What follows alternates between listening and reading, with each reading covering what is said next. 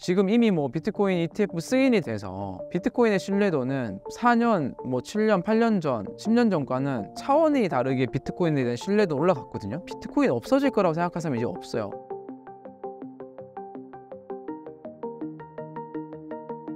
대표님, 비트코인이야말로 진정한 가치 저장 수단이라는 이야기가 있는데 어떤 측면에서 그런 걸까요? 비트코인 여러 가지 특징 중에 전 이 가치를 되게 좋아하긴 하거든요. 우리가 어떤 재화들을 생각을 해보면 재화의 수요가 늘어나잖아요. 가격이 올라가겠죠. 가격이 올라가면 공급이 더 많아져요. 돈이 되니까 더 많은 공급을 하려고 노력을 하는 거죠. 부동산도 비슷하잖아요. 부동산이 수요가 많아서 가격이 올라가면 가격이 올라가니까 부동산을 더 공급하려고 하는 노력들이 사업자면 사업자대로 정부면 정부대로 인허가를 해주고 또 공급이 늘어나면 또 가격이 다시 다운되고 그 공급이 너무 컨트롤 없이 과하게 많아져 버리면 완전 가격이 무너져 버리는 이런 현상들이 발생하잖아요. 회사의 주식도 비슷해요. 수요가 많아서 올라가면 회사는 이 가치가 생기다 보니까 주식을 더 발행하려고 하는 욕구가 생기는 거죠. 마찬가지로 보는데 이런 이제 메커니즘에서 비트코인은 완벽하게 수요가 많아서 가격이 올라가더라도 공급은 완전히 이제 명확하게 픽스돼 있다, 제약이 돼 있다. 근데 이게 되게 단순한 원리 같은데 그런 재화를 생각해 보시면 잘 없을걸요. 그런 면에서 저는 이제 비트코인을 너무 훌륭하다고 생각을 하는 거고, 어떤 걸 보면 비트코인에서 단순히 이제 발행량이 제한돼 있다라고 보면 요거보다 한 단계 더 들어가 보면 비트코인에는 난이도 조정이라는 개념이 있어요. 난이도 조정은 수요가 많아서 채굴자들이 갑자기 증가할 수 있잖아요. 비트코인 가격이 오르니까 너도 나도 비트코인을 이제 채굴을 하려고 더 많은 채굴자들이 들어온단 말이에요. 비트코인 메커니즘에서는 이제 2주 단위로 난이도를 조정을 해요. 채굴자가 많이 들어오면 더 많은 컴퓨팅 파워를 쓰는 거잖아요. 그럼 이게 난이도가 올라가요. 난이도가 올라가니까 더 채굴하기 힘들게 만드는 거지. 그래서 지금은 우리가 반감기 지났으니까 한 블럭에 3.25개, 하루에 450개 비트코인이 공급이 되잖아요. 딱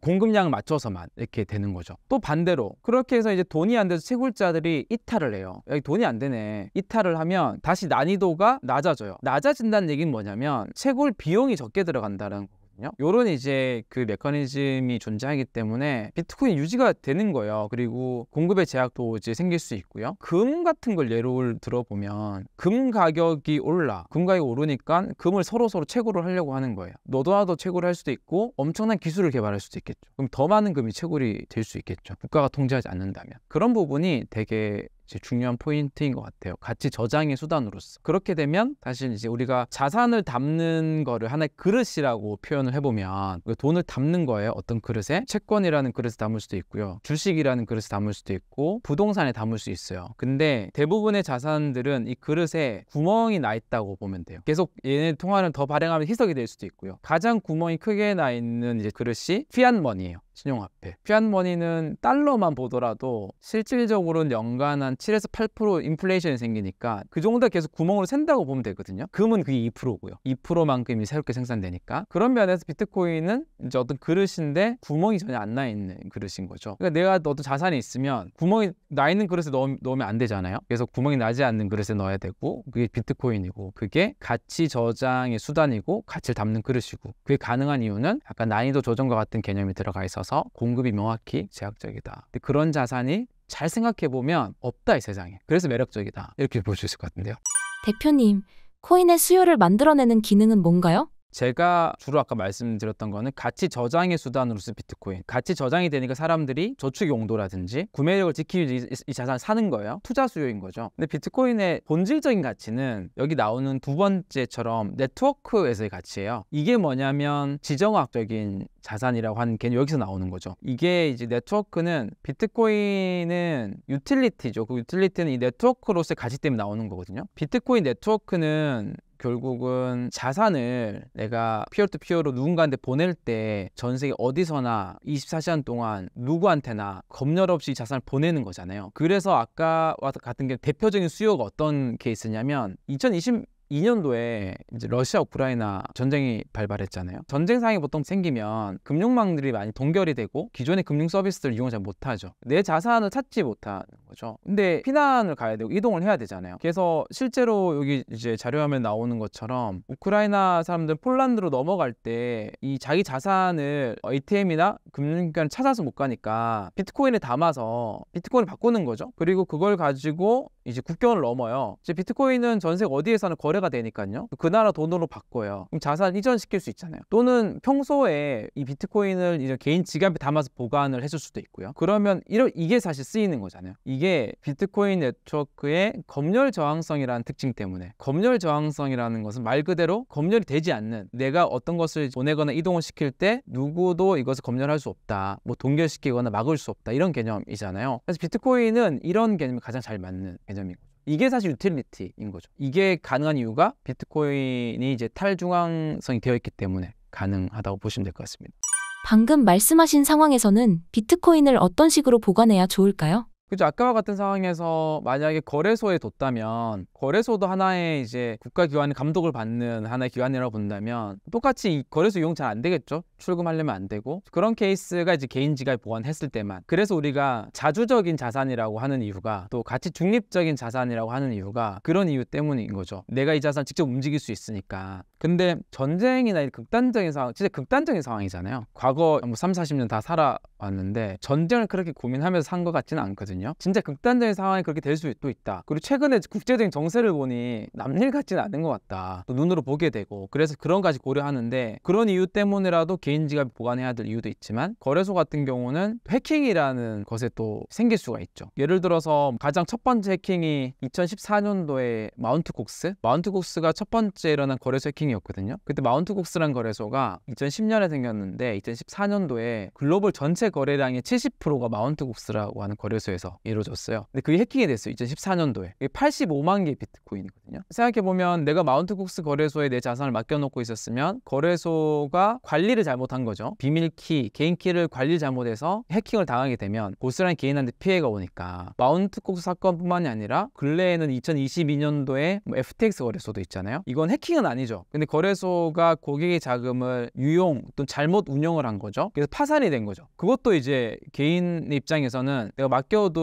내 자산 없어진 거니까 비슷한 효과인 거죠. 그리고 한국에서는 뭐 가장 첫 번째 해킹이 2017년도에 뭐 야피존 거래소 같은 경우, 거기도 3,800개 정도 비트가 해킹 당했거든요. 그 당시 5억 정도 된다고 하는데 지금 가격으로는 3,800억이네요. 어쨌건 이제 거래소는 이런 리스크는 있습니다. 내가 잘못하지 않더라도 거래소가 잘못 관리를 해서 해킹이 당하면 나한테까지 피해를 올 수 있는, 거래소도 은행은 아니기 때문에 뭐 예금자 보호나 이렇게 보상을 해주지도 않죠. 이제 한국 같은 경우는 업비트나 빗썸 같은 거래소들이 해킹을 당하긴 했었거든요. 근데 고객한테 피해를 전가시키진 않았어요. 그게 더 큰 손해라고 본 거죠. 그들이 가지고 있는 자산으로 이제 고객을 보상하고 끝났는데요. 그런 우려, 아까와 같은 지정학적인 뭐 전쟁 상황 같은 개인 지갑을 보관하는 것도 하나의 방법이긴 합니다만, 그런 질문들이 실제로 많긴 했었거든요. 근데 소액이면 개인이 직접 관리하다가 분실할 수 있는 여지는 있잖아요. 본인의 이 비밀키를 이제 잃어버린다든지, 우리가 뭐 니모닉이라고 하는 이제 단어를 24개 써놓은 게 있는데 그게 이제 비밀번호랑 똑같은 건데 그걸 분실한다든지, 그러면 특정 서비스 주체가 없기 때문에 비밀번호 찾기 기능 이런 거 없거든요. 우리 거래소 비밀번호 잃어버리면 찾기 누려서 하면 서비스 해주잖아요. 그러니까 온전히 나의 실수, 나의 이걸로 넘어와 있기 때문에 뭐 본인이 이제 익숙하지 않는다면 오히려 본인의 실수로 인해서 그 자산 잃어버릴 수도 있는 여지도 있다. 찬찬히 학습해 가면서 금액이 자기 자산이 좀 커진다면 그때 개인 지갑을 옮기는 것도 괜찮은 방법인데, 너무 소액일 때는 옮길 수수료도 많이 들고 그럴 필요가 있나? 근데 이런 개념은 이해할 필요는 있다. 이렇게 좀 말씀드리고 싶습니다. 대표님, 개인 자산 규모 기준으로 비트코인을 어느 정도 갖고 있어야 위험 대비도 하고 투자에 도움이 될까요? 정말 그거는 케바케인데요. 자산 운용사들 있잖아요. 그런 리서치 결과들이 많이 나왔어요. 그래서 자신의 이제 펀드 포트폴리오에 비트코인을 뭐 3%, 5%, 10% 편입 이렇게 해서 시뮬레이션도 나왔었고요. 그리고 기관들은 그 펀드의 한 5% 정도를 편입하는 게 되게 효과적이다, 이렇게 데이터 나온 것도 있고요. 그러면은 기관도 여러 가지 조사와 분석을 통해서 자산의 그 정도 포트폴리오 두는 게 전체 포트폴리오 좋다라고 생각하는 거니, 개인도 그걸 참고 참고해서 최소한 저 정도는 나도 확보를 해두는 게 이게 보험의 의미일 수도 있고요. 또 하나는 자기 자산도 이제 보통 포트폴리오 나눠져 있잖아요. 부동산 자산도 있고 주식 자산도 있고 현금도 있고 5% 최소 5%. 근데 이거는 이제 비트코인에 대한 공부나 스터디가 좀 더 들어가다 보면 비트코인을 더 많이 보유를 해야 될 이유들이 스스로 생기는 것 같아요. 이거보다 더 좋은 자산을 찾기 쉽지는 않더라고요. 그래서 저는 개인적으로 훨씬 더 많은 비중을 비트코인을 보유를 합니다만 일반인들은 못해도 5% 정도는 비트코인을 보유를 하는 게 되게 좋을 것 같다는 생각이 드네요. 비트코인 입문의 높은 허들이 큰 변동성인 것 같은데 이 허들을 넘는 노하우가 있을까요? 저는 가장 좋았던 방법이 적립식 투자를 하는 방법이었어요. 그냥 제가 한 7, 8년 정도 이쪽 산업에서 투자하고 비즈니스 하면서 이 방법이 제일 좋다. 이론적으로야 그냥 가장 바닥일 때 사가지고 굳건히 갖고 있어서 몇 년 뒤에 딱 팔면 가장 나이스한 수익률이 나오지만 이론적으로 이게 실천이 그렇게 되지 않는단 말이에요. 그리고 그 정도의 자산에다 확신이 안 생길 거고요. 그러면은 지금처럼 가격이 20%, 30% 조정받을 때마다 엄청나게 스스로 챌린지를 해야 돼요. 스트레스 받기도 하고. 지금 이미 뭐 비트코인 ETF 승인이 돼서 비트코인의 신뢰도는 4년, 뭐 7년, 8년 전, 10년 전과는 차원이 다르게 비트코인에 대한 신뢰도 올라갔거든요. 비트코인 없어질 거라고 생각하는 사람이 이제 없어요. 있으면 그 사람 좀 이상하게 쳐다보고 약간.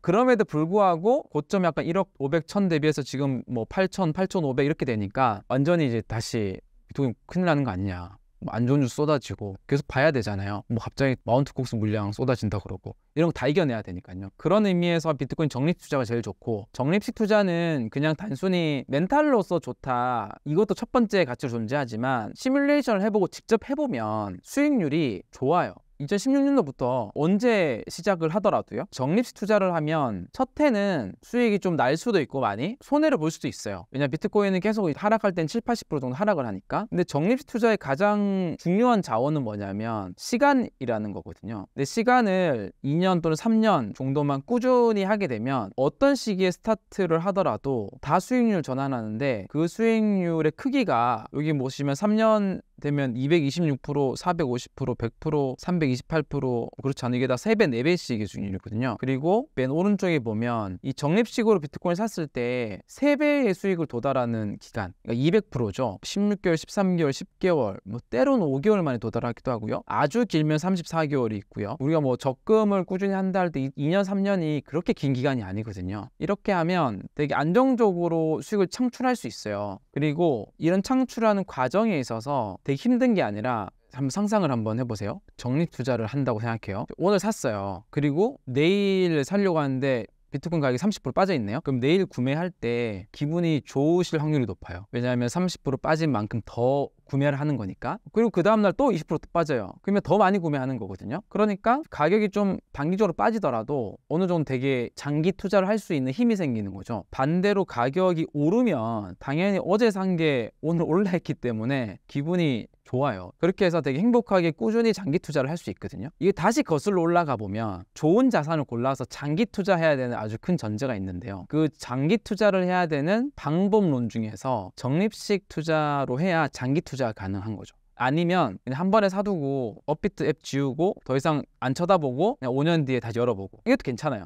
근데 현실적으로 어려우니까요. 그래서 저는 이제 아까 뭐 이렇게 변동성이 큰 자산을 어떻게 투자하는 게 좋냐? 좋은 자산을 고르고 나서 적립식 투자를 해야 되는데 여기서 조심해야 될 거는 좋은 자산이거든요. 여기서 좋은 자산이라는 개념은 장기적으로 우상향하는 자산. 그러니까 적어도 구매력을 계속 유지 또는 상승시킨 자산이어야 되고 그게 비트코인이라는 자산이 이제 디지털 자산 중에서는 그나마 비트코인과 이더리움 정도인 것 같아요. 다른 알트코인들은 이제 메커니즘 자체가 장기적으로 우하향할 가능성이 높게 많이 설계되어 있다 보니까 그런 자산들은 이제 적립식 투자를 잘못하게 되면 그냥 쫙 가루가 되는 거죠. 쉽게 얘기하면. 그렇게 조금 의견을 드리고 싶습니다.